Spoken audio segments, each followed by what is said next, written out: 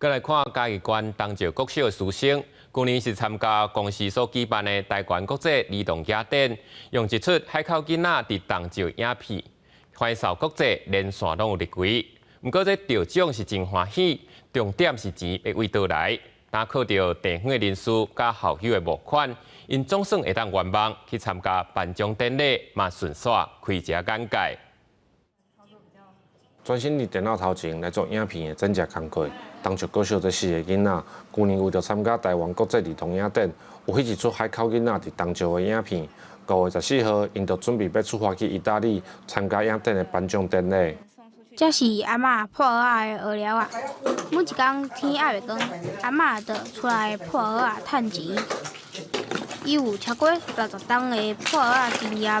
老师讲，这出影片是公司小导演大梦想工作坊的团队来指导的。学生伫过程当中，除了展现因的创意，嘛学到真侪物件。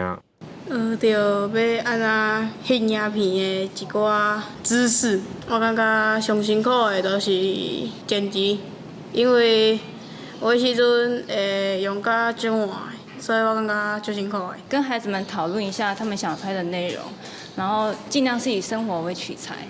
他们有时候自己去发挥，自己从他自己的角度去思考，拍出来的画面有时候会比我们更好。所以在这中间，我其实没有干涉太多。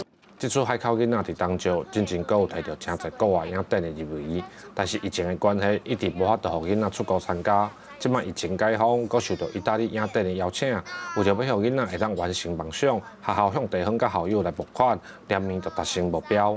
感谢咱真侪乡亲吼，大家慷慨解囊赞助咱小朋友去影展的这个旅费，咱嘛希望讲透过这个活动来拓展咱囡仔的国际视野会用出国的机会足侪，而且真啊，搁也细汉，凡是大汉代志足侪，搁无法度出国去算。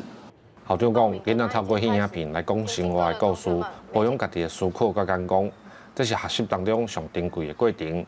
就有学生讲，国小毕业了后，嘛想要继续翕，希望会当透过镜头来记录成长的土地。记者林慧婷，嘉义报道。